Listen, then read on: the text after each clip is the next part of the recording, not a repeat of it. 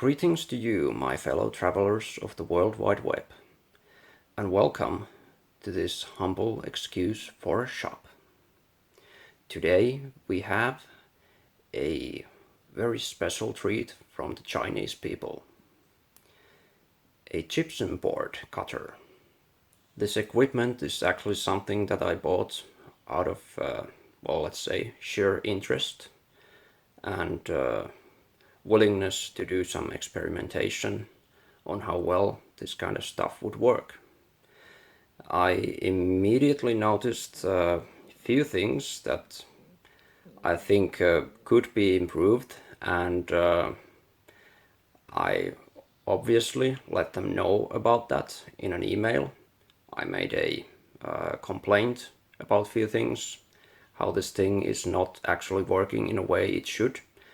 And I don't think they really understood me, because they immediately asked me to make a video explaining and showing in detail that what it is that I find lacking in this equipment.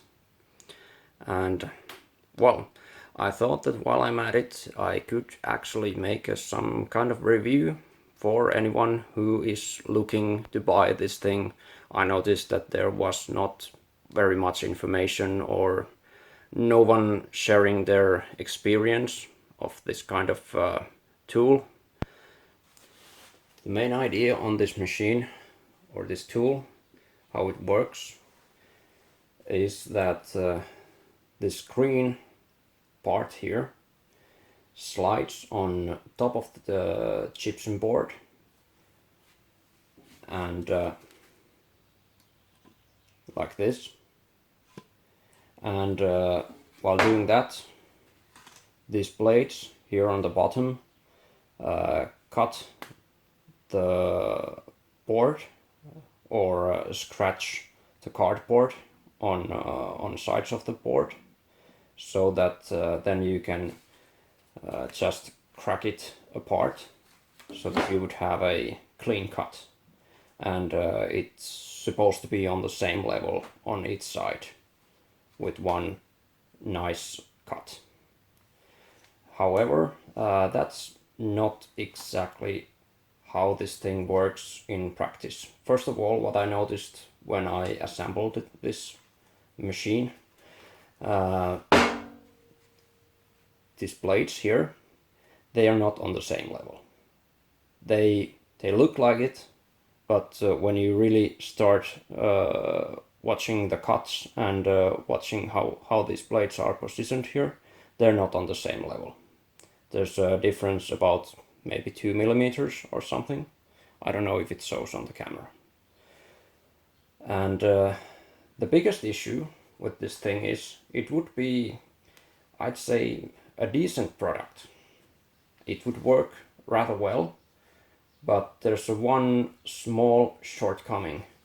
I mean, the board does not really fit where it should fit. I mean, it has to be just perfect to fit between these blade holders. So, in order to improve this equipment, I think what they should do is make this green part here in between these blade holders, make it a little bit wider. I mean, at the moment, the gap here in between, it's barely 12 millimeters. If I push it all the way down here and measure the gap here, it is almost 11 millimeters. There's no gypsum board that you can fit through here. And it just doesn't work. And as far as I know, the gypsum board is not, it's not precision manufactured. I mean, you have the basic 12 millimeter gypsum board, yes, but if you measure it, it could be, I don't know, 12.5 millimeters here, 13 here, 11 there, something like that. I mean, it's not machined. It's not precision made. You can't expect it to be the same all the way. I mean, I at least I don't think it can be. So for that reason, this thing is just too narrow here. And that's the biggest problem. I mean, this would work otherwise just perfectly. The idea is good. The only thing that I noticed that you should leave out when you assemble it is the small bearings that you have here, here and here. They are, I think in my opinion, they are useless. You don't really need them. They just, if there's any imperfection on the side that you're sliding this on, the bearings, they're just gonna make it pump and make the cut inaccurate and move the blades, and in some cases this thing just gets stuck. I mean, a couple of times I had to disassemble the whole machine. I had to pull this black part, this plastic part here out, and then open the screws and pull the green part off, so that I was able to pull it off from the plasterboard when I was cutting it. So there's that.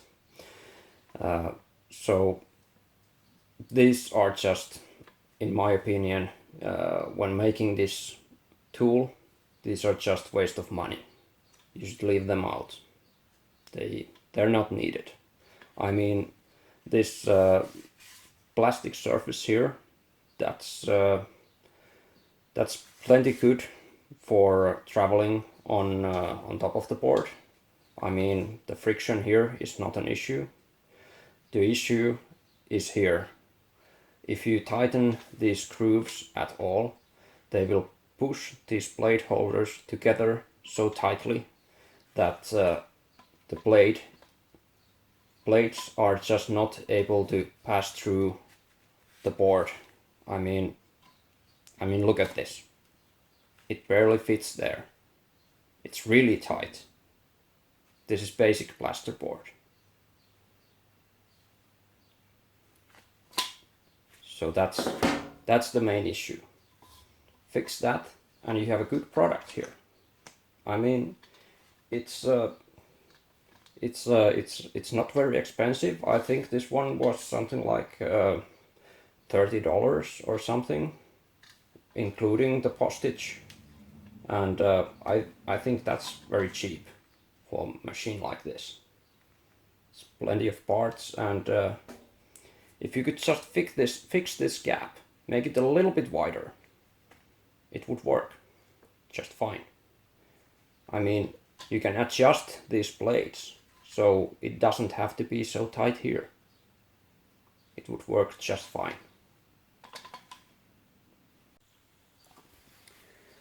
And I think we can also give it a small test run.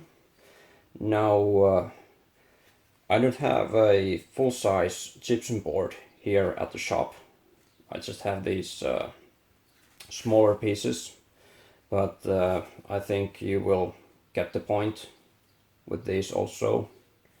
I have some full-size gypsum boards at my work site where I'm trying to use this equipment to cut my boards for my living room at the moment. But here I just have these smaller parts. But we can do a small demonstration with these also. Usually when you use this tool, you have the full-size gypsum board on the side, maybe leaning onto something. You make the marking where you want to cut on the level, and then you place this on top of the board. I know it's a little bit difficult with this small part. I have to hold the part and I have to hold the equipment. So you can see that I am struggling trying to get this fit even into the screen part. So you place the equipment on top of the board, and then you pull the plates on the correct height where you want to cut. Let's say we have the marking maybe here. I'm not sure if you're supposed to try to tighten these. I mean, if I tighten them, they push these too much together. I'm not able to make the cut. With these both screws completely loose, I'm just barely able to push this through the plate, through the board, and I'm not sure if the plates are actually staying on the level. I haven't checked. There might be some inaccuracy on the cut. But this is basically the starting position for this equipment. And now, since this is not a full-size board, I'm not able to push it through just holding it on the table. So I need to turn it upside down or on the side. And now I am trying to push this through here, and as I said, these screws, they are both completely open, so they are not forcing these two parts together at all. We were in the process of making this cut. As you can see, it's not very easy. It's sitting there very tightly. These are all open. It's not easy to push this through. And just please do let me know if I'm doing something wrong. If there's anything that I need to make differently to push it through here. And if I really hard push this, it goes through. But you can imagine even if I would have the full-size board here. I mean, the full-size board, it weighs about 13 kilograms, something like that. It's not very heavy. I mean, for the imperial people, I think it's about 25 pounds, 30 pounds, I don't know. You can do the math. I mean, there's converters and things like that. So it's not very heavy, and you need to push this with lots of force. I mean, my feet are coming all the way off the ground when I'm pushing this through here. It's not very easy, and it's not because these blades are too much inside the board. That's not the thing. I mean, even if I remove the blades, this is still very stiff. It's not going through here. It's not easy. I mean, this thing, it does not work as it's supposed to. It's not easy to push it through. So for those people in the eBay, you know who you are, who are making this thing, or the manufacturer packing the china. Make it wider, please. It would be a good equipment if you could do that. Now it just gets stuck. So, thank you for your time, and I hope this helped you a little bit. If you are at the moment wondering if you should buy one of these, at the moment I am not able to recommend you to buy this. What I'm going to be doing with this, my tool next, I'm probably going to be disassembling this, also for the reason that I'm most likely not able to pull this off from the board unless I do that. And also for the fact that I'm planning to rebuild this screen part completely.